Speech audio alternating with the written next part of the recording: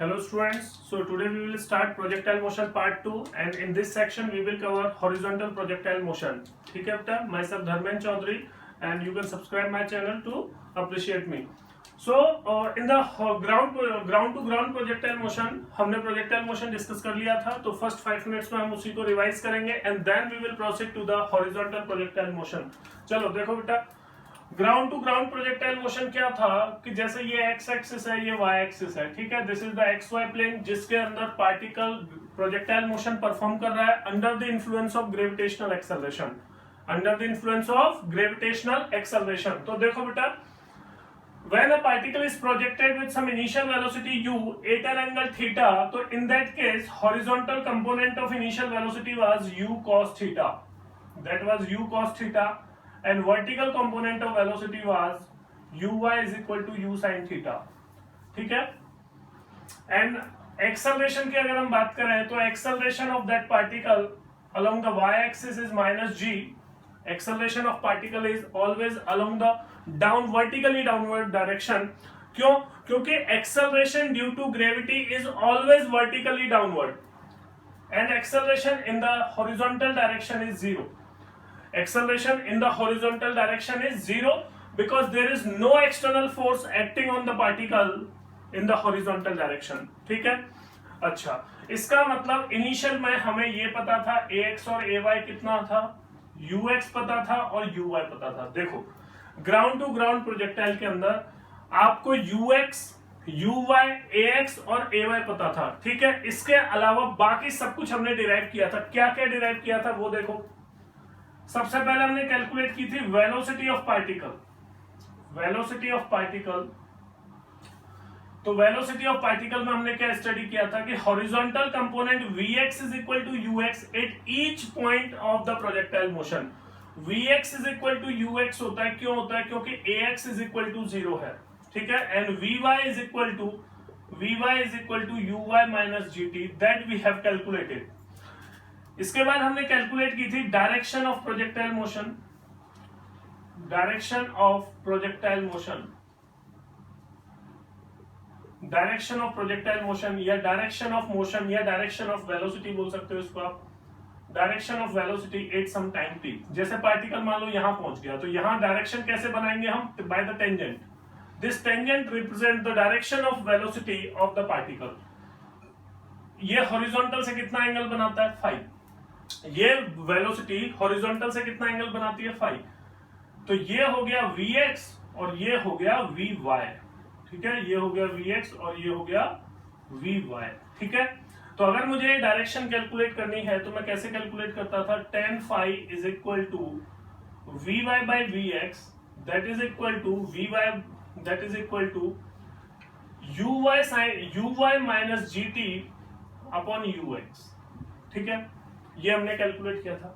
इसके बाद हमने कैलकुलेट की थी इक्वेशन ऑफ पाथ. हमने क्या कैलकुलेट किया था? Equation of path. Equation of path का मतलब क्या होता है? Relation between X and Y. तो हमने इक्वेशन ऑफ प्रोजेक्टाइल कैलकुलेट की थी.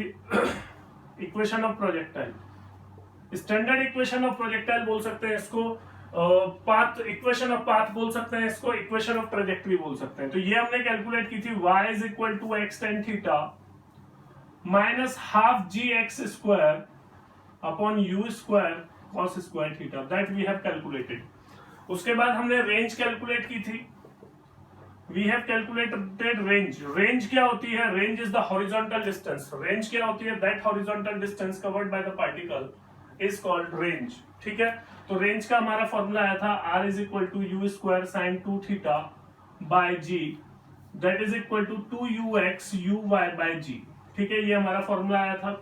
उसके बाद हमने क्या कैलकुलेट किया था? Time of flight. तो टाइम ऑफ फ्लाइट क्या होगा? अगर हम बात करें टाइम ऑफ फ्लाइट की, तो टाइम ऑफ फ्लाइट क्या कैलकुलेट किया था? That was 2u sin theta by g. ठीक है, that was our time of flight. और इसका एक और फॉर्मूला था, that is 2uy bye g. ठीक है, टाइम ऑफ फ्लाइट जो है वो सिर्फ वर्टिकल कंपोनेंट ऑफ वेलोसिटी पे डिपेंड करता है, लेकिन रेंज जो है वो हॉरिजॉन्टल और वर्टिकल दोनों वेलोसिटीज पे डिपेंड करती है. अच्छा, सिक्स्थ हमने कैलकुलेट किया था मैक्सिमम हाइट ऑफ प्रोजेक्टाइल. ठीक है, मैक्सिमम हाइट हमने कैलकुलेट की थी.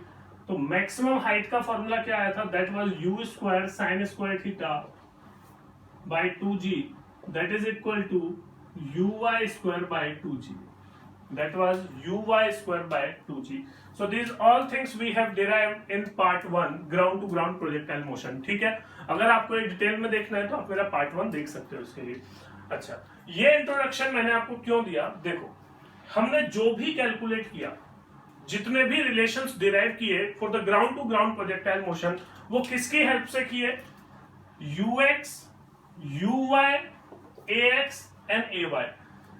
अगर हमारे पास ux, uy, ax और ay है, अगर हमारे पास किसी पार्टिकल की इनिशियल वेलोसिटी और एक्सेलरेशन है, तो हम उस पार्टिकल की वेलोसिटी कैलकुलेट कर सकते हैं, हम उस पार्टिकल की डायरेक्शन ऑफ वेलोसिटी कैलकुलेट कर सकते हैं, हम उस पार्टिकल के पाथ की इक्वेशन या इक्वेशन ऑफ ट्रेजेक्टरी कैलकुलेट कर सकते हैं, हम कैलकुलेट कर सकते हैं कि उसकी हॉरिजॉन्टल रेंज क्या होगी, उसका टाइम ऑफ फ्लाइट क्या होगा, और ड्यूरिंग द प्रोजेक्टाइल मोशन वो कितनी मैक्सिमम हाइट तक जाएगा। ठीक है, ये सब कुछ हम कैलकुलेट कर सकते हैं with the help of ux, uy, ax and ay। ठीक है, तो इसका मतलब ये है कि अगर कोई भी केस है तो उसमें ux, uy, ax और ay में से कुछ चेंज होगा। ठीक है, तो अगर ये सारी चीजें हमें, ये चारों चीजें हमें पता है, ax, ay, ux and uy for any different case, तो हम ये सब कुछ कैलकुलेट कर सकते हैं, चाहे वो कोई भी प्रोजेक्टाइल मोशन है। ठीक है, सो हॉरिजॉन्टल प्रोजेक्टाइल मोशन है special case of that projectile motion. चलो इसको हम स्टडी कर लेते हैं। हॉरिजॉन्टल प्रोजेक्टाइल मोशन, उसमें क्या चेंज होगा, उसमें ux, uy, ax और ay में क्या चेंज होगा, उसके विद रिस्पेक्ट हम पता कर सकते हैं कि भाई इक्वेशंस कैसे कैलकुलेट करनी है। तो देखो क्या, horizontal projectile motion, horizontal projectile motion, तो देखो हॉरिजॉन्टल प्रोजेक्टाइल मोशन में भी 2-3 केस बनते हैं। मैं सारे केसेस एक साथ लिख देता हूं जिससे कि आपको कोई कंफ्यूजन ना हो। जैसे ये कोई हाइट है, h हाइट है, जहां से पार्टिकल को फेंका, तो पार्टिकल को ऐसे हॉरिजॉन्टली प्रोजेक्ट कर सकते हैं। दूसरा केस क्या बनता है, पार्टिकल को हम ऐसे भी प्रोजेक्ट कर सकते हैं with some initial velocity with the horizontal. ठीक है, अब ये पार्टिकल कैसे गिरेगा, ये पार्टिकल ऐसे ग्राउंड पे है। ठीक है, ये पार्टिकल कैसे ग्राउंड पे आएगा, ऐसे ग्राउंड पे। ठीक है, तो इसको नीचे आने में कितना टाइम लगेगा, ये कितनी हॉरिजॉन्टल डिस्टेंस कवर करेगा। अच्छा, वर्टिकल डिस्टेंस तो हमें पता है h है, अगर किसी पार्टिकल को h हाइट से प्रोजेक्ट किया और जब वो ग्राउंड पे आएगा तो वर्टिकल डिस्टेंस कितनी होगी, h। तो ये कितनी हॉरिजॉन्टल डिस्टेंस कवर करेगा। हमें कुछ भी कैलकुलेट करना हो तो हमें सिर्फ क्या चाहिए, ux, uy, ax and ay। ठीक है, अच्छा इसमें तीसरा केस क्या हो सकता है, तीसरा केस हो सकता है कि पार्टिकल को u वेलोसिटी से ऐसे ड्रॉप किया, नीचे की तरफ फेंका, तो ये पार्टिकल और ऐसे जल्दी नीचे आएगा। ठीक है, ये यहां से थीटा एंगल पे प्रोजेक्ट किया, ये देखो ये थीटा एंगल अपवर्ड डायरेक्शन में है, ये थीटा एंगल डाउनवर्ड डायरेक्शन में। तो इन ऑल द केसेस क्या सेम है, ax is equal to 0 and ay is equal to -g। क्या सेम है, ax is equal to 0 है और ay is equal to कितना है, -g इन ऑल 3 केसेस। ठीक है, हॉरिजॉन्टल प्रोजेक्टाइल मोशन के ये 3 केस बनते हैं सिर्फ। ठीक है, या तो पार्टिकल को हॉरिजॉन्टली फेंक दिया, या पार्टिकल को हॉरिजॉन्टल से थीटा एंगल पे फेंका फ्रॉम सम हाइट h, या फिर डाउनवर्ड थीटा एंगल पर हमने पार्टिकल को ऐसे फेंक दिया। ठीक है, in all 3 cases path of particle will be parabolic. ठीक है, पार्टिकल का जो पाथ है वो पैराबोलिक रहेगा, उसमें कोई दिक्कत नहीं है, लेकिन equation of path will be different. ठीक है, अब इन तीनों केसेस में क्या सेम है, इन तीनों केसेस के लिए ax is equal to 0 है और ay is equal to -g है, लेकिन ux और uy हर केस में चेंज हो जाएंगे। जैसे देखो, अगर मैं फर्स्ट केस के लिए लिखना चाहूं तो इस केस के लिए ux जो है, फर्स्ट केस के लिए क्या होगा, ux is equal to होगा u, जितनी स्पीड से हमने हॉरिजॉन्टली पार्टिकल को फेंका है that will be our ux। ठीक है, that will be ux and uy is equal to 0। uy is equal to कितना होगा, 0। क्यों, क्योंकि इस वेलोसिटी का वर्टिकल डायरेक्शन में कोई इनिशियल कंपोनेंट नहीं है। ठीक है, अच्छा आफ्टर सम टाइम अगर हम बात करें कि भाई पार्टिकल यहां पहुंच गया, जब पार्टिकल यहां पहुंच गया तो that will be the direction of velocity. अगर पार्टिकल का पाथ हमें पता है तो उस पर जो हम टेंजेंट ड्रॉ करेंगे that tangent will gives us the direction of motion या डायरेक्शन ऑफ वेलोसिटी। ठीक है, अच्छा इस वेलोसिटी का क्या होगा भाई, इस वेलोसिटी का तो vx ये होगा, vy ये होगा। ठीक है, ये डायरेक्शन आ गई, ये क्या कौन सी डायरेक्शन है, direction of velocity after some time t। जैसे t इज इक्वल टू 0 पे यहां से ड्रॉप, यहां से हॉरिजॉन्टली प्रोजेक्ट किया तो आफ्टर टाइम t पार्टिकल यहां पहुंच गया। जब particle after time t parabolic path पे है तो that will be the velocity of particle. In that case what will be there, vx is equal to ux is equal to u होगा। ऐसा क्यों होगा, क्योंकि ax क्या है, 0 है, ax क्या है 0, और vy इज इक्वल टू क्या होगा, vy इज इक्वल टू होगा माइनस gt। तो vy is equal to uy minus gt होता था, लेकिन यहां vy इज इक्वल टू क्या होगा, माइनस gt होगा। ऐसा क्यों होगा, क्योंकि uy इस केस में क्या है, 0 है। और अगर आपको ये डायरेक्शन कैलकुलेट करनी है tan phi, तो आप tan phi कैलकुलेट कर सकते हो बाय vy बाय vx। सो ये तो एक स्टार्टिंग हो गई कि कोई क्वेश्चन आएगा तो उससे आपको क्या लिखना है। अगर किसी पार्टिकल को हॉरिजॉन्टली प्रोजेक्ट किया है तो ax is equal to 0, ay is equal to minus g and ux is equal to u and uy is equal to 0। इस केस को थोड़ा डिटेल में पढ़ेंगे हम। ठीक है, अभी इन दोनों केसेस को एक बार देख लेते हैं। When particle is projected like this, in that case what will happen? ux is equal to क्या होगा, ux is equal to होगा u cos theta, uy is equal to क्या होगा, uy is equal to होगा u sin theta, uy is equal to क्या होगा, u sin theta. तो इसमें ux ये है, uy ये है। अगर आपको x कैलकुलेट करना है, x कितना होगा, अगर आपको x कैलकुलेट करना है तो x कैसे कैलकुलेट करोगे, x इज इक्वल टू आप लिखोगे ux इंटू टी। ठीक है, t is the time of flight या t इज द टाइम जिस टाइम पे हमसे x पोजीशन पूछी है। अच्छा, अगर पार्टिकल नीचे गिर जाता है तो उस टाइम वर्टिकल डिस्प्लेसमेंट कितना है, माइनस h, और uy की डायरेक्शन क्या है, पॉजिटिव, और ay की डायरेक्शन क्या है, नेगेटिव। तो इसके लिए जो इक्वेशन बनेगी that will be minus h is equal to uyt minus half gt square. इस इक्वेशन को यूज करेंगे हम to calculate time of flight. यहां से यहां आने के लिए जो टाइम लगेगा टोटल, वो टाइम किससे निकलेगा, इस इक्वेशन से निकलेगा। अब देखो ये इक्वेशन कहां से आती है, ये इक्वेशन आती है मोशन अंडर ग्रेविटी से। ठीक है, देखो h जो है ये this is the point of projection, और पॉइंट ऑफ प्रोजेक्शन क्या होता है, ओरिजिन होता है। तो जब पार्टिकल यहां जाएगा तो हॉरिजॉन्टल डायरेक्शन में जो उसका डिस्प्लेसमेंट है वो प्लस x है, लेकिन वर्टिकल डायरेक्शन में जो उसका डिस्प्लेसमेंट है वो कितना है, माइनस h है। ठीक है, uy कैसा है, पॉजिटिव है, और g कैसा है, नेगेटिव है। तो अगर आपको मोशन अंडर ग्रेविटी के कॉन्सेप्ट समझने हैं तो आपको मोशन अंडर ग्रेविटी वाला मेरा लेक्चर एक बार देख लेना, उसमें आपको एक एक छोटे से छोटा कॉन्सेप्ट आपको समझ में आ जाएगा।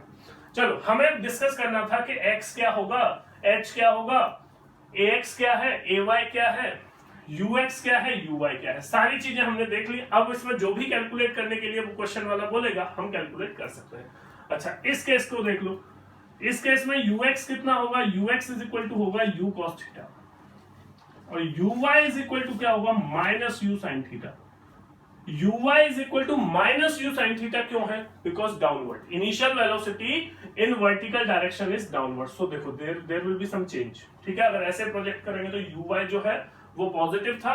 अगर हम इस तरह से फेंकेंगे at an angle theta in the fourth quadrant, तो in that case initial velocity in y direction will be negative, that will be minus u sin theta। ठीक है, अगर आपको x कैलकुलेट करना है तो x के लिए तो वही इक्वेशन बनेगी ux into t, x के लिए तो सेम इक्वेशन बनेगी ux into t। अगर आपको y कैलकुलेट, y मतलब h है, this is the point of projection, so that is the origin, तो minus h is equal to minus uyt minus half gt square. ठीक है, that will be the equation of projectile that will be the equation of motion in the vertical direction. ठीक है, तो ये vertical motion के लिए, ये horizontal motion के लिए। अगर मान लो मुझे कैलकुलेट करना है वेलोसिटी, तो वेलोसिटी इस केस में अगर हम देखें तो vx is equal to vx is equal to ux होगी। vx is equal to ux क्यों होगी, क्योंकि ax इज इक्वल टू क्या है, 0 है। ax इज इक्वल टू क्या है, 0, इसलिए vx is equal to ux होगा। इसमें भी vx is equal to ux होगा।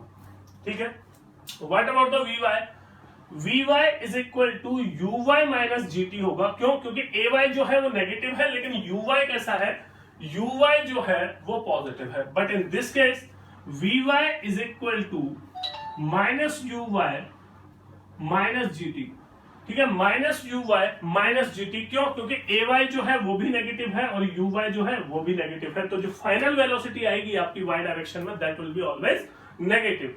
जैसे पार्टिकल मान लो यहां पहुंच गया, तो this will be the direction of velocity, this is V X and that will be V Y and that angle is phi. Phi is the direction of velocity with the horizontal, ठीक है। सो ये तीन case बनते हैं। तीनों case के जो question है वो किससे शुरू होते हैं? ax पता होना चाहिए, ay पता होना चाहिए, ux पता होना चाहिए, uy पता होना चाहिए। उसके बाद आपको अप्लाई करना है, अगर आपको वेलोसिटी पूछा है तो ये अप्लाई कर दो, x और y में रिलेशन पूछा है, मतलब x और h का रिलेशन पूछा है तो ये अप्लाई कर दो। टाइम कैलकुलेट करना है तो इस इक्वेशन से हम कर सकते हैं। टाइम कैलकुलेट हमेशा वर्टिकल मोशन से होता है। अगर किसी पार्टिकल को किसी हाइट से ड्रॉप किया है या किसी हाइट से हॉरिजॉन्टली प्रोजेक्ट किया है, इन ऑल द केसेस कभी भी अगर आपको टाइम कैलकुलेट करना है या टाइम दे रखा है आपको हाइट कैलकुलेट करनी है, तो उसके लिए हमेशा वर्टिकल मोशन ही प्रेफर करते हैं और वर्टिकल मोशन से ही उसका आंसर आता है। क्यों आता है? मैंने ये चीज आपको टाइम ऑफ फ्लाइट में समझाई थी कि time of flight depends on the vertical component of velocity. Time of flight depends on the vertical component of velocity and height, vertical height also depend on the vertical component of velocity. So these are three concepts. ठीक है, ये तीन cases बनते हैं। अब जिस case का question हो उस केस के लिए इक्वेशंस आप बना लोगे। चलो, इस केस के लिए हमने वेलोसिटी कैलकुलेट कर ली, इस केस के लिए हम x और y और कैलकुलेट कर लेते हैं कि भाई x कितना होगा और h कितना होगा। देखो, आपके मैक्सिमम जो क्वेश्चन होते हैं वो इसी केस के होते हैं, ठीक है। तो इस केस को थोड़ा सा डिटेल में देख लेते हैं। जैसे देखो, ux is equal to U, uy is equal to 0, ax is equal to 0 and ay is equal to minus G, ठीक है। vx is equal to ux is equal to u, vy is equal to minus gt, ठीक है। ऐसा क्यों हो रहा है? vx is equal to ux इसलिए है क्योंकि ax 0 है और vy is equal to minus gt इसलिए है क्योंकि uy क्या है? 0 है। Initial velocity in vertical direction कितनी है? 0 है, ठीक है। चलो, ये हो गया ux और vy is equal to uy is equal to कितना है? 0 है। चलो, डायग्राम से सब समझ आ गया। अब क्वेश्चन आता है या तो h कैलकुलेट करने का, या वेलोसिटी कैलकुलेट करने का, या डायरेक्शन कैलकुलेट करने का। 3-4 क्वेश्चन बनते हैं। चौथा क्वेश्चन बनता है टाइम कैलकुलेट करने का कि भाई कितना टाइम लगेगा, ठीक है। क्या क्या क्वेश्चंस बनते हैं हॉरिजॉन्टल प्रोजेक्टाइल मोशन में, मैं वापस बता देता हूं। या तो आपसे वेलोसिटी पूछी जाती है कि भाई वेलोसिटी कैलकुलेट करो आफ्टर टाइम t, ठीक है। तो वेलोसिटी के लिए vx is equal to ux, vy is equal to minus gt। या फिर आपसे डायरेक्शन पूछी जाती है कि भाई वेलोसिटी की डायरेक्शन क्या होगी, so tan phi is equal to vy by vx।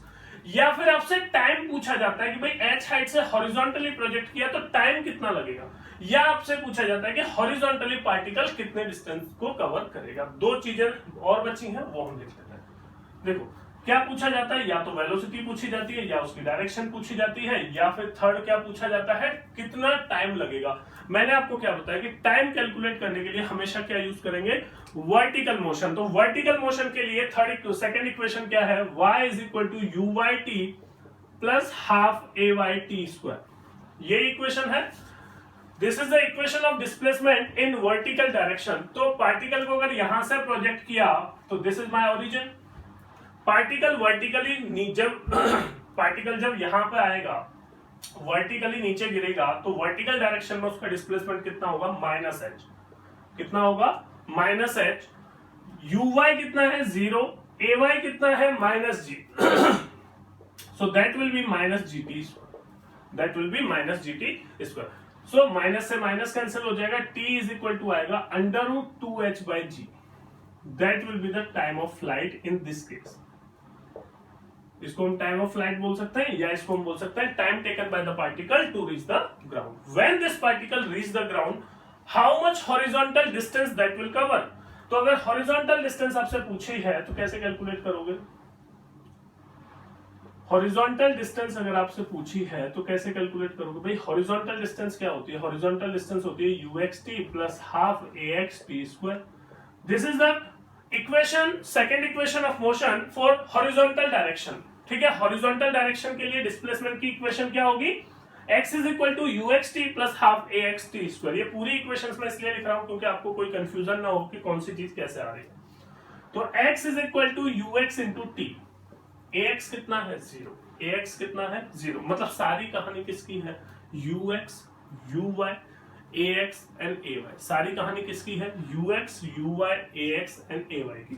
ठीक है, तो आपको अगर सब कुछ पता है तो आप x निकाल सकते हो, y निकाल सकते हो, फाई निकाल सकते हो, वेलोसिटी निकाल सकते हो, जो कुछ पूछा है सब आ जाता है।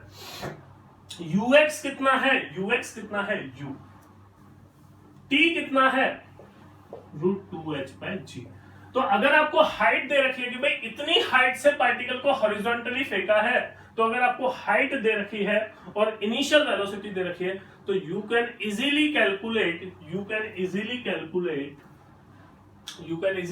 Calculate horizontal distance covered by the particle. तो this is the basic idea about the horizontal projectile motion. तो कॉन्सेप्ट यहीं तक है, कॉन्सेप्ट यहां तक खत्म हो जाते हैं। ठीक है, उसके बाद क्वेश्चन में क्या होता है, सिचुएशंस लिखी आती है कि भाई एक हेलीकॉप्टर जा रहा है, हॉरिजॉन्टली जा रहा है, मान लो उसकी वेलोसिटी दे रखी है आपको 20 मीटर पर सेकेंड, उसने कोई पैकेट ड्रॉप किया। क्वेश्चन में क्या लिख रहा है, पैकेट ड्रॉप किया, तो हमें लगता है पैकेट ड्रॉप किया तो वेलोसिटी 0, आधा सही लग रहा है। वेलोसिटी 0 है लेकिन वर्टिकल डायरेक्शन में, वेलोसिटी 0 किस डायरेक्शन में है, वर्टिकल डायरेक्शन में, लेकिन उस जो पार्सल नीचे ड्रॉप किया है या कोई ऑब्जेक्ट नीचे ड्रॉप किया है हेलीकॉप्टर से, उसकी हॉरिजॉन्टल वेलोसिटी 0 नहीं होगी, क्योंकि वो जो हेलीकॉप्टर है वो सीधा जा रहा था, उसने पार्टिकल जो उसने ऑब्जेक्ट को ड्रॉप किया, जब उसने किसी ऑब्जेक्ट को ड्रॉप किया तो उसकी वर्टिकल वेलोसिटी 0 है, लेकिन horizontal velocity of that packet will be equal to the velocity of helicopter. ठीक है, तो वहां कंफ्यूज होने की जरूरत नहीं है। अगर ऐसा कोई भी मूविंग ऑब्जेक्ट अपने अंदर से बॉडी ड्रॉप करता है तो वर्टिकल वेलोसिटी जो है वो 0 होती है। ठीक है,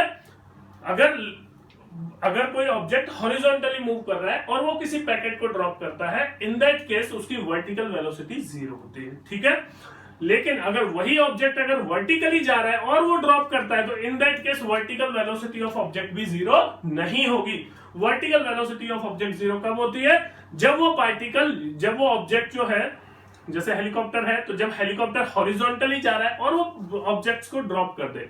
ठीक है, तो जो वेलोसिटी हेलीकॉप्टर की होगी हॉरिजॉन्टली, वही वेलोसिटी उस पार्सल की होगी जो उस हेलीकॉप्टर से ड्रॉप होगा। ठीक है, तो कोई वो जो पार्सल है वो कैसे गिरेगा, जाके ऐसे। ठीक है, चलो, तो क्वेश्चन में जो सिचुएशन दी हुई है वो आपको समझना है। मैं आपको कुछ क्वेश्चंस करा देता हूं, तो इससे आपको आइडिया लगेगा हॉरिजॉन्टल प्रोजेक्टाइल मोशन के क्वेश्चंस कैसे आते हैं। जैसे देखो, ये कोई हाइट है h is equal to 125 metre. इस हाइट से किसी पार्टिकल को हॉरिजॉन्टली प्रोजेक्ट किया विद 20 मीटर पर सेकेंड। ठीक है, with the speed, horizontal speed 20 metre per second. That is example 1। आपसे क्वेश्चन में पूछा है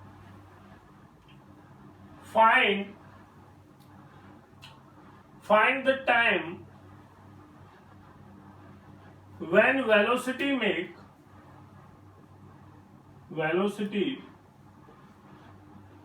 makes an angle 45 degree with horizontal। ठीक है, सो दैट इज द क्वेश्चन। क्या आपको ये बोला कि भाई पार्टिकल को हॉरिजॉन्टली प्रोजेक्ट किया है, ठीक है, हॉरिजॉन्टली इस हाइट से प्रोजेक्ट किया है, आपसे बोला है कि आपको वो टाइम कैलकुलेट करना है जब वेलोसिटी जो है वो कितना एंगल बनाती है, 45 डिग्री विद द हॉरिजॉन्टल। मतलब पार्टिकल का मोशन कैसा होगा, ऐसा, पार्टिकल का कुछ मोशन ऐसा होगा। तो आपको टाइम वो कैलकुलेट नहीं करना है जिस टाइम में वो नीचे पहुंचेगा, वो टाइम आपको कैलकुलेट नहीं करना है।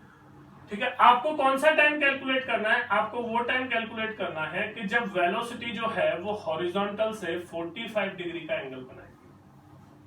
तो ये Vx, ये Vy, आपको ये एंगल जिस टाइम बनेगा, मान लो ये t इज इक्वल टू 0 पे मोशन स्टार्ट हुआ and this t you have to calculate. आपको क्या कैलकुलेट करना है कि what will be the time when velocity makes an angle 45 degree with the horizontal. आपसे ये पूछा है। सेकंड पार्ट में क्या पूछा है, सेकेंड पार्ट में आपसे पूछा है कि भाई इसको नीचे गिरने में कितना टाइम लगेगा।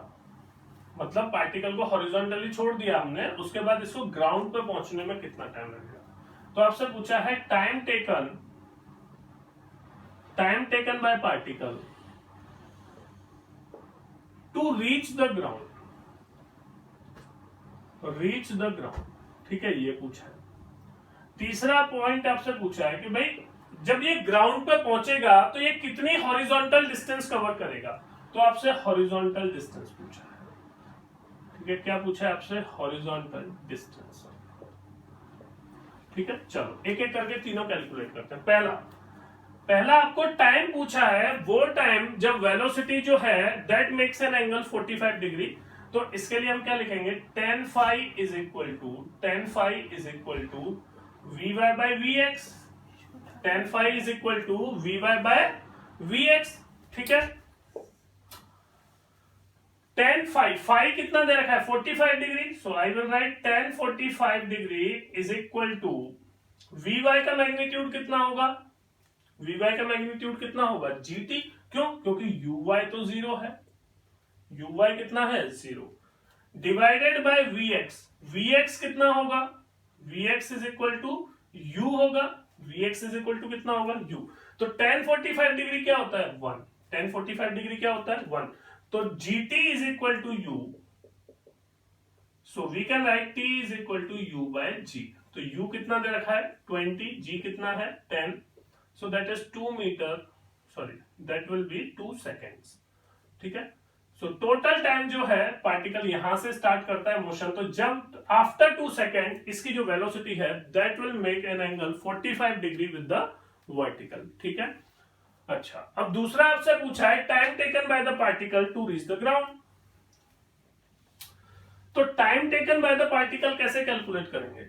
अगर हमें कैलकुलेट करना है कि यहां से यहां आ गया तो वो टाइम कितना होगा, तो उसके लिए मैंने आपको बताया कि कभी भी अगर आपसे टाइम पूछा जाता है तो आप वर्टिकल मोशन को यूज करोगे। किसको यूज करोगे? वर्टिकल मोशन को, ठीक है। अगर आपसे पूछा जाता है कि पार्टिकल टोटल कितनी देर में नीचे आएगा, तो आप वर्टिकल मोशन यूज करोगे। तो वर्टिकल मोशन के लिए y is equal to uy_t plus half ay_t square, that is the equation of displacement in the vertical direction. तो y की वैल्यू कितनी है? -125। देखो पार्टिकल को यहां से ड्रॉप किया तो दिस इज ओरिजिन, तो ओरिजिन से नीचे वाला जो वर्टिकल डिस्प्लेसमेंट है that will be considered with negative sign. और मैं आपको बता रहा हूं मोशन अंडर ग्रेविटी में जो भी मिस्टेक होती है वो सिर्फ साइन की होती है, ठीक है। बाकी तो आपको 9th क्लास से सारा आता है। uy कितना है? 0 माइनस हाफ gt स्क्वायर, तो t square is equal to कितना आ गया? 250 बाय g, g की वैल्यू कितनी है? 10, सो दैट विल बी 25। तो t इज इक्वल टू आ गया 5 second, t is equal to कितना आ गया? 5 सेकेंड, मतलब after 5 second that will reach at the ground. देखो आफ्टर 2 सेकेंड कहां था? ये यहां था। t इज इक्वल टू 0 पे यहां था, t is equal to 2 second पे यहां था, t is equal to 5 second पे यहां पहुंच गया। अब आपसे पूछा है कि what will be the horizontal distance covered by this particle. तो हॉरिजॉन्टल डिस्टेंस कितनी होगी? अगर आपसे हॉरिजॉन्टल डिस्टेंस पूछा है तो हॉरिजॉन्टल डिस्टेंस कैसे कैलकुलेट करते हैं? हमने वर्टिकल डिस्प्लेसमेंट का फॉर्मूला लगाया टू कैलकुलेट टाइम। अगर मुझे हॉरिजॉन्टल डिस्टेंस कैलकुलेट करनी है तो मैं किसका फॉर्मूला लगाऊंगा? Displacement of particle in horizontal direction. So that will be x is equal to uxt plus half axt square. देखो अगर आपको ux पता है, uy पता है, ax पता है और ay पता है तो आप सब कुछ कैलकुलेट कर सकते हो जो आपसे पूछा है, ठीक है, कोई दिक्कत वाली बात नहीं है। ux कितना है? ux is equal to u, ux is equal to कितना है? u, that is 20। Horizontal distance पूछा है तो भाई यहां पहुंचने में कितना टाइम लगा? यहां से 5 सेकेंड। कितना टाइम लगा? 5 सेकेंड। ax कितना है? ax कितना है? ax इज 0, ठीक है। हॉरिजॉन्टल प्रोजेक्टाइल मोशन है तो ax is equal to 0 and ay is equal to -g, ठीक है। ये एक क्वेश्चन काफी कॉन्सेप्ट्स को कवर करता है। सो x इज इक्वल टू आ गया हमारा 100 मीटर, ठीक है। इस x को हम रेंज भी बोल सकते हैं, ठीक है, या फिर इसको हम हॉरिजॉन्टल डिस्टेंस भी बोल सकते हैं, कोई दिक्कत वाली बात नहीं है, ठीक है। अगर इसको रेंज बोलेंगे तो ये रेंज होगी इन case of horizontal projectile motion. Range का जो फॉर्मूला हमने पढ़ा था r is equal to u square sin 2 theta by g, that formula was for the ground to ground projectile, ठीक है, that formula was for ground to ground projectile। इसमें और भी चीजें पूछी जा सकती हैं, जैसे आपसे पूछ सकते हैं कि भाई जब ये पार्टिकल यहां है तो इसकी काइनेटिक एनर्जी कितनी होगी। तो अगर आपको काइनेटिक एनर्जी कैलकुलेट करनी है तो आप लिखोगे हाफ mv², ठीक है।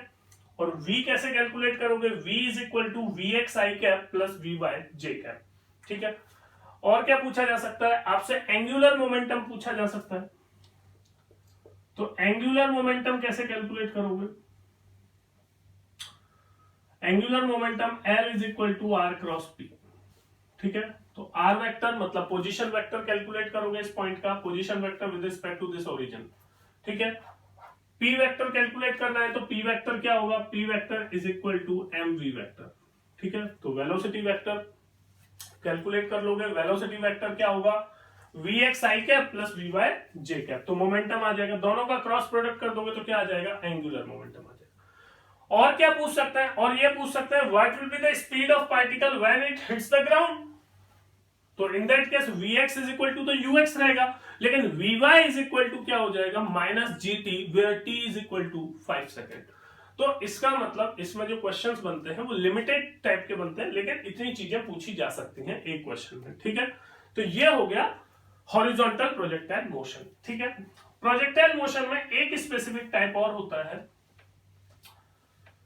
That is projectile motion at the inclined plane.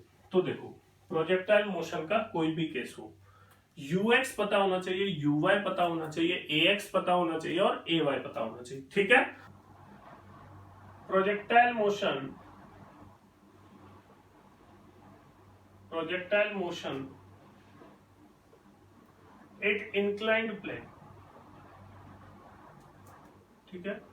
अगर कोई इंक्लाइंड प्लेन है तो उस पर हमें कैलकुलेट करना है प्रोजेक्टाइल मोशन, मतलब उसमें हमें कैलकुलेट करना है कि रेंज कितनी होगी, रेंज मैक्सिमम कितनी होगी, ठीक है। हमें ये कैलकुलेट करना है रेंज मैक्सिमम कब होगी, टाइम ऑफ फ्लाइट कितना होगा, अगर हमें हाइट कैलकुलेट करनी है तो वो सारी चीजें हैं। तो सबसे पहले हम देख लेते हैं इंक्लाइंड प्लेन क्या होता है।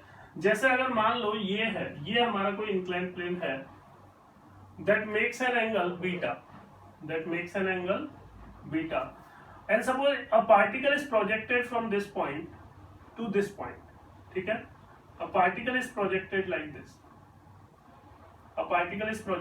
This on the inclined plane. अब देखो बेटा, मैंने आपको क्या सिखाया है, मैंने आपको ground to ground projectile motion हो या हॉरिजॉन्टल प्रोजेक्टाइल मोशन हो, in all type of projectile motion मैंने आपको क्या सिखाया कि आपको ux पता होना चाहिए, uy पता होना चाहिए, ax पता होना चाहिए और ay आपको पता होना चाहिए। अगर इतना आपको पता है तो आप इजीली सब कुछ प्रोजेक्टाइल मोशन में कैलकुलेट कर सकते हो। अच्छा, तो भाई हॉरिजॉन्टली एक्स एक्सिस और वाई एक्सिस हम वैसे नॉर्मल केसेस में हम क्या करते हैं, हॉरिजॉन्टल जो होता है उसको एक्स एक्सिस लेते हैं और वर्टिकल जो होता है उसको वाई एक्सिस लेते हैं। But in case of projectile motion at incline plane आप क्या करोगे, अलोंग द इंक्लाइनेशन आप एक्स एक्सिस लोगे, अलोंग द इंक्लाइनेशन आप एक्स एक्सिस लोगे और इसके परपेंडिकुलर इस इंक्लाइंड सरफेस के परपेंडिकुलर आप क्या लोगे, वाई एक्सिस लोगे। ऐसा क्यों है, क्योंकि ये हमारी एक्स डिस्टेंस है, ये हमारा एक्स एक्सिस है, ये हमारा वाई एक्सिस है। तो हमारे लिए ux uy कैलकुलेट करना आसान हो जाएगा, तो हमारे लिए टाइम ऑफ फ्लाइट कैलकुलेट करना आसान होगा। किसके लिए, ये सिर्फ हमने किसके लिए किया, टाइम ऑफ फ्लाइट के लिए। आपको पता है अगर टाइम ऑफ फ्लाइट आ जाएगा तो रेंज कैलकुलेट हो जाएगी। जैसे अगर मान लो कि भाई ये कितना है, ये हॉरिजॉन्टल डिस्टेंस है इस इंक्लाइन प्लेन की x और ये हाइट कितनी है h। तो एक बात बताओ, क्या h और x और h में कुछ रिलेशन है? अगर मैं कहूं कि ये रेंज है तो क्या इन तीनों में कोई रिलेशन है? Yes. x is equal to क्या होगा, x इज इक्वल टू होगा r cos बीटा और h इज इक्वल टू क्या होगा, r sin बीटा। तो अगर क्वेश्चन में आपसे h पूछा है कि भाई एक जैसे ये this is the point of projection, ठीक है, this is the point of projection मतलब ये तो ओरिजिन है। तो ओरिजिन से मान लो ये कोई पॉइंट A है, तो कितने डिस्टेंस पे जाके पार्टिकल जो है वो इंक्लाइन प्लेन को टच करेगा। मतलब अगर आपसे r पूछा जाए या आपसे पूछा जाए at what height at the incline plane particle will strike on the surface, अगर आपसे हाइट पूछा जाए या आपसे x पूछा जाए, तीनों के लिए कैलकुलेशन सेम है, तीनों के लिए कैलकुलेशन क्या रहेगी, हमारी सेम रहेगी। देखो अगर मैं इसको x एक्सिस मानता हूं, इसको y एक्सिस मानता हूं, तो इस पॉइंट के कोऑर्डिनेट्स कितने हो जाएंगे, r, 0। इस पॉइंट के कोऑर्डिनेट क्या हो जाएंगे, r, 0।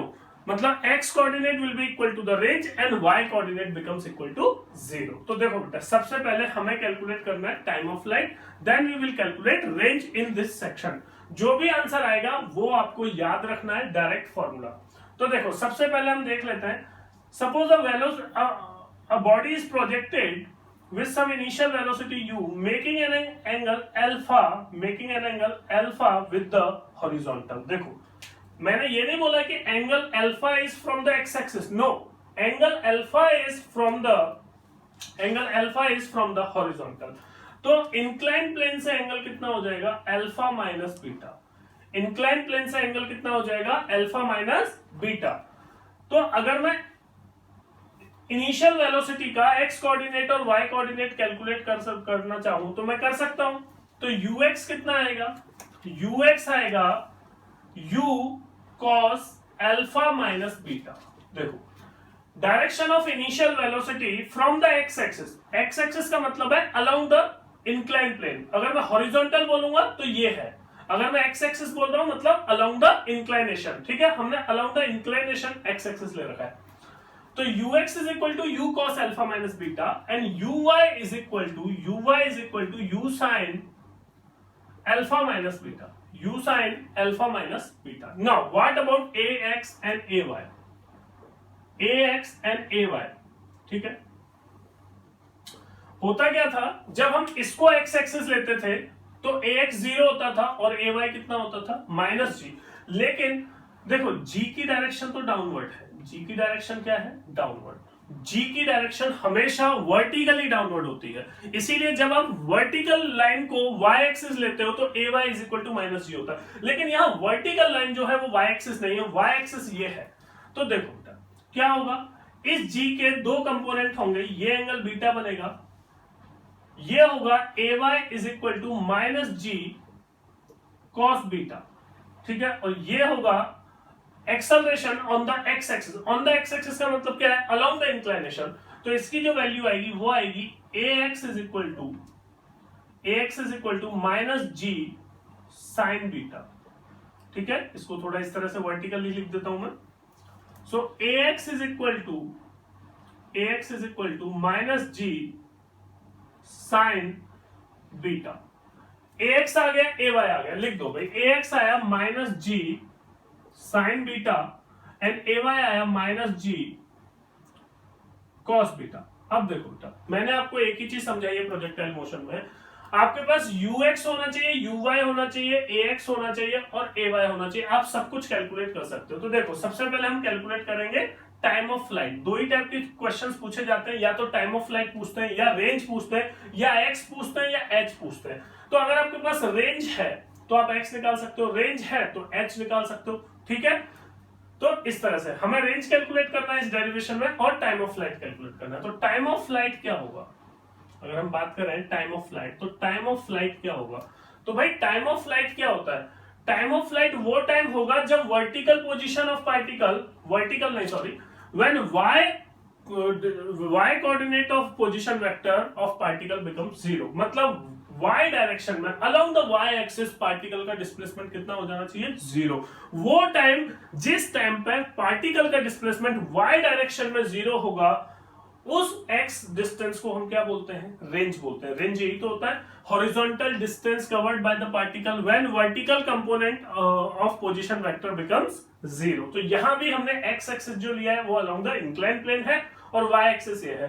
तो on the x axis there will be a point where x is equal to r and y is equal to 0। तो ठीक है, हॉरिजॉन्टल ये है, x एक्सिस ये है। ठीक है, तो x कोऑर्डिनेट जो है that will becomes equal to r when y is equal to 0। तो हम क्या लिखेंगे, y is equal to uyt plus half ay square. तो मैं लिख सकता हूं कि y should be equal to 0 and t is equal to capital T। I can write this, y should be equal to 0 and t is equal to capital T। मतलब after time of flight t जो y coordinate है particle का वो कितना हो जाएगा, 0 हो जाएगा। तो मैं इस इक्वेशन की बात करते हैं। ये इक्वेशन क्या है? This is the equation between the displacement of particle in y direction. तो y डायरेक्शन का डिस्प्लेसमेंट 0 होगा जब t is equal to capital T होगा, and capital T is time of flight. So 0 is equal to uy कितना है? uy देख लो भाई, ये रहा u sign alpha minus beta into T की जगह कैपिटल T कर दो, माइनस हाफ ay की जगह कितना है? g cos beta T square. ठीक है, तो t की दो वैल्यू आएंगी। t की कितनी वैल्यू आएंगी? 2, क्योंकि t इज इक्वल टू 0 पे भी तो y इज इक्वल टू 0 है, इसलिए t की दो वैल्यू आ रही है। चलो दूसरी वैल्यू क्या आएगी? That will be 2u sine alpha minus beta by g cos beta, by g cos beta. अगर मैं इसको uy और ay की फॉर्म में लिखना चाहूं तो मैं इसको लिख सकता हूं 2uy बाय ay।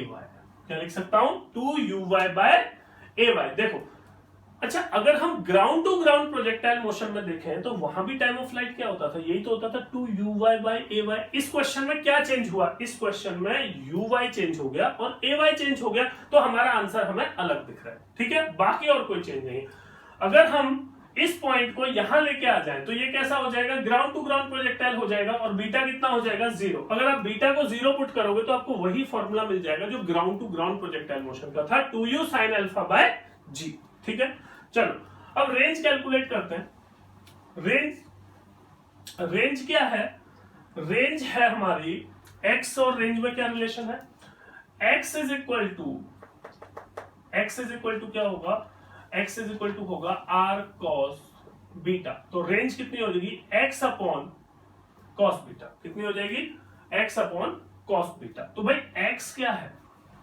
x अगर मैं हॉरिजॉन्टल डिस्टेंस मानता हूं, अगर x is the horizontal distance, तो x इज इक्वल टू क्या होगा? ux into x is equal to क्या होगा? ux into T. तो देखो, जब मैं हॉरिजॉन्टल केस में बात कर रहा हूं तो इस केस में हॉरिजॉन्टल, मैं एक्स एक्सिस बात नहीं कर रहा, मैं बात कर रहा हूं हॉरिजॉन्टल। तो in case of horizontal motion acceleration is 0।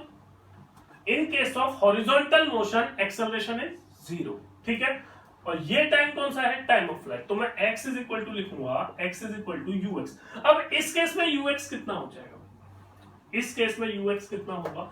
इस केस में ux आएगा, अगर मैं सिर्फ x डायरेक्शन की बात कर रहा हूं तो फॉर द हॉरिजॉन्टल ये आएगा u cos अल्फा। कितना आएगा? u cos alpha into time of flight. Time of flight कितना है? 2u sine alpha minus beta by g cos beta, by g cos beta. ये क्या आ गया? x, और x इज इक्वल टू क्या है? r cos beta. क्या है? r cos beta. तो क्या यहां से रेंज आ गई? यस, रेंज आ चुकी है। रेंज का फॉर्मूला क्या आया? रेंज का फॉर्मूला क्या आया? रेंज का फॉर्मूला आया 2u स्क्वायर, 2 की जगह 2u square sine alpha minus beta into cos alpha upon g cos square beta, g cos square beta. ठीक है, ये हमारा रेंज का फॉर्मूला है। अच्छा, इसको थोड़ा और सॉल्व भी किया जा सकता है। यहां एक फॉर्मूला लगेगा ट्रिग्नोमेट्री का, 2 साइन c साइन d। देखो फॉर्मूला क्या होता है वो मैं आपको लिखता हूं, 2 sine c sine d। Formula क्या होता है? Sine c plus D by 2 into sine c minus D by 2। ये फॉर्मूला होता है, d माइनस c बाय 2, यही होता है। ये ट्रिग्नोमेट्री का फॉर्मूला है। अगर मैं यहां ये फॉर्मूला लगा दूं तो रेंज का फॉर्मूला क्या आएगा? देखो, वैसे आपके क्वेश्चन यहीं से हो जाएंगे, मुझे आपको एक छोटी सी इंपॉर्टेंट चीज समझानी है, इसलिए मैं इसको आगे डिराइव कर रहा हूं। तो देखो, रेंज का फॉर्मूला क्या बनेगा? ये फॉर्मूला आपको याद रखना है। ठीक है, alpha is the angle of projection with the horizontal and beta is the angle of inclination. ठीक है, ये दो चीजें इंपॉर्टेंट है। 2 साइन c साइन d का फॉर्मूला होता है sine c plus D by 2 sine d minus c by 2। ठीक है, ये फॉर्मूला होता है। चलो फॉर्मूला लगा देते हैं। क्या आएगा? u square by g cos square beta, ये बनेगा sine c plus D by 2। c की वैल्यू कितनी है? अल्फा। कितनी है value? Alpha minus beta D की वैल्यू कितनी है अल्फा, ठीक है। तो हम क्या लिखेंगे c plus D by two, ये होता है फॉर्मूला।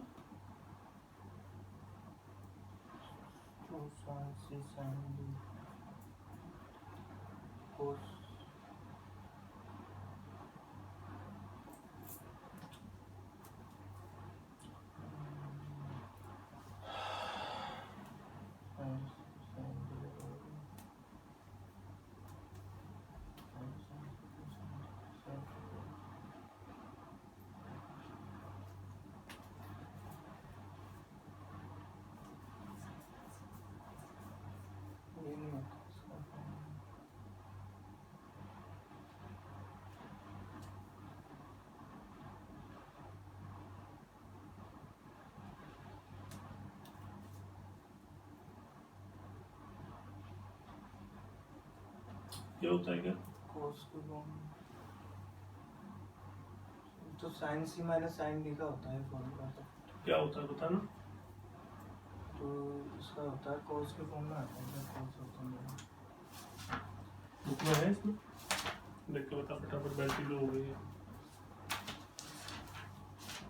कितना एडिट करूंगा बस।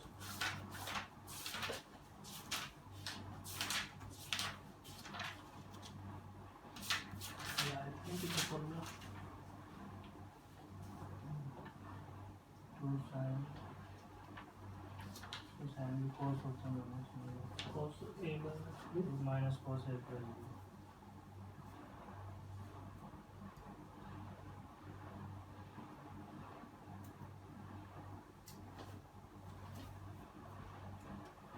To sine C sine D का फॉर्मूला क्या होता है, टू साइन से sine cos A minus B minus cos A plus B, cos A minus B two sine A sine B sine B का formula क्या cos होता है, A minus B minus cos A plus B, minus cos a माइनस b A plus B plus b। तो क्या आएगा ये formula होता है। इसमें से इसको माइनस करेंगे, फिर क्या बचेगा, फिर बचेगा cos बीटा, ठीक है, minus cos a plus b करेंगे तो ये बनेगा cos 2 अल्फा माइनस बीटा, ये बनेगा ना।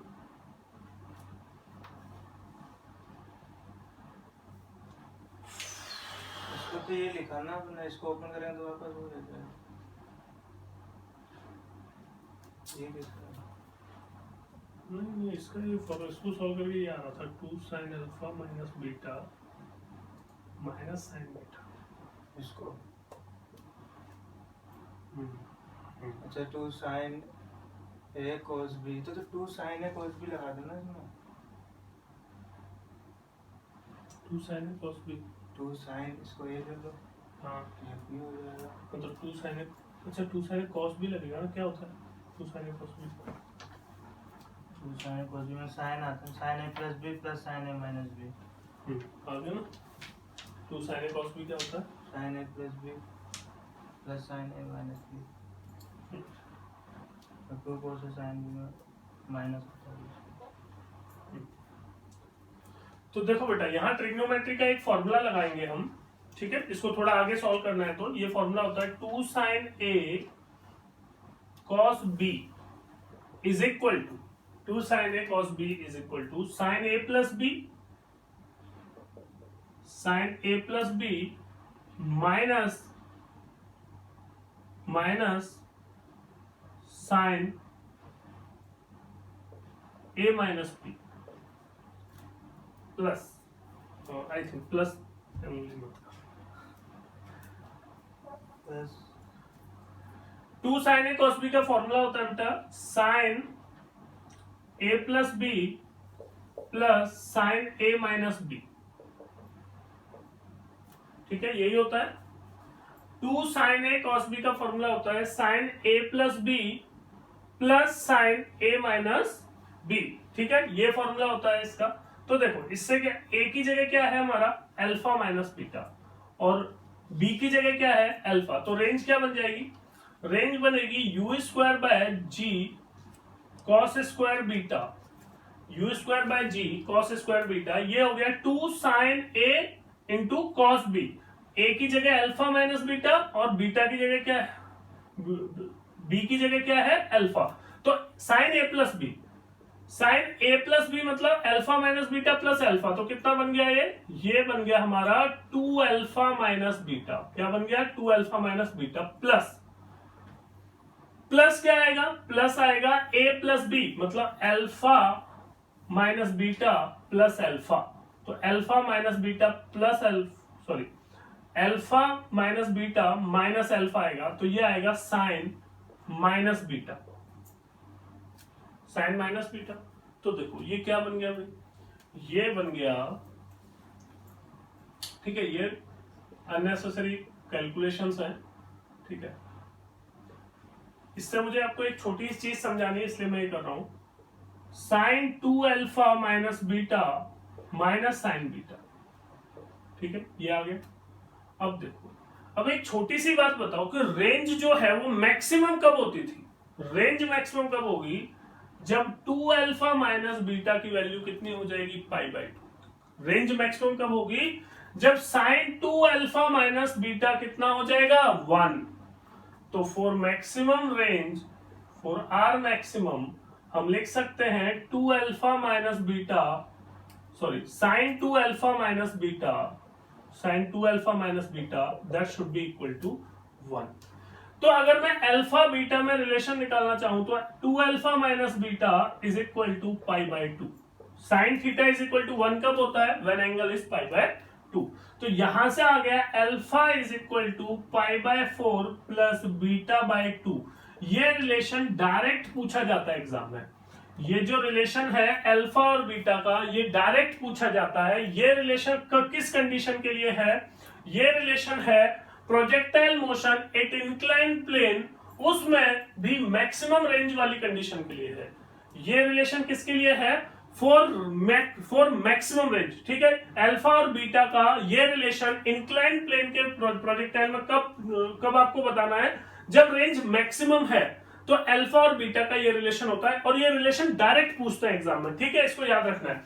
अगर आपसे पूछा जाए कि मैक्सिमम रेंज कितनी होगी, तो आप लिख सकते हो maximum range is equal to U square by G cos square beta, cos square beta, इसकी वैल्यू कितनी होगी, 1 minus sine beta, 1 minus sine beta. That will be the formula for the maximum range in the projectile motion at inclined plane, ठीक है। ये formula भी आपसे direct पूछ लिया जाता है कि मैक्सिमम रेंज क्या होगी और उसके लिए अल्फा की वैल्यू क्या होगी इन टर्म्स ऑफ बीटा, ठीक है। या आपको बीटा दे रखा होता है, आपसे अल्फा पूछ लेते हैं कि what will be the value of alpha for the maximum range, ठीक है बेटा। तो ये चीज याद रखना। मैंने जो आपको 2-3 चीजें एक्स्ट्रा, 2-3 स्टेप जो एक्स्ट्रा लिखवाई हैं, वो इसलिए लिखवाई है कि आपको अल्फा और मैक्सिमम रेंज वाला जो कॉन्सेप्ट है वो समझ में है। अब देखो, अगर इसको हम ग्राउंड टू ग्राउंड प्रोजेक्टाइल से थोड़ा रिलेट करें, तो ग्राउंड टू ग्राउंड प्रोजेक्टाइल में बीटा की वैल्यू कितनी होती है, 0। ग्राउंड टू ग्राउंड प्रोजेक्टाइल के लिए बीटा की वैल्यू कितनी होती है, 0। अगर आप बीटा इज इक्वल टू यहाँ 0 रखोगे तो अल्फा कितना आ जाएगा, π/4। π/4 मतलब 45 डिग्री। तो हमें पता है कि ग्राउंड टू ग्राउंड प्रोजेक्टाइल में angle of projection should be 45 degree for the maximum range. अब देखो, यहां बीटा इज इक्वल टू 0 रखो, बीटा इज इक्वल टू यहाँ 0 रखोगे, यहाँ 0 रखोगे, तो मैक्सिमम रेंज कितनी आ जाएगी, यू स्क्वायर बाय जी, ठीक है। तो ग्राउंड टू ग्राउंड प्रोजेक्टाइल में और प्रोजेक्टाइल मोशन में, प्रोजेक्टाइल मोशन एक इंक्लाइन प्लेन में क्या डिफरेंस है, बीटा का डिफरेंस है, ठीक है। तो याद रखोगे बीटा क्या है, ठीक है। पूरा जो डेरिवेशन है, एक बार आपने वीडियो देख लिया, इसको बिना देखे एक बार खुद से डिराइव करो। अगर कुछ मिस्टेक होती है तो वीडियो वापस से देखो, ठीक है।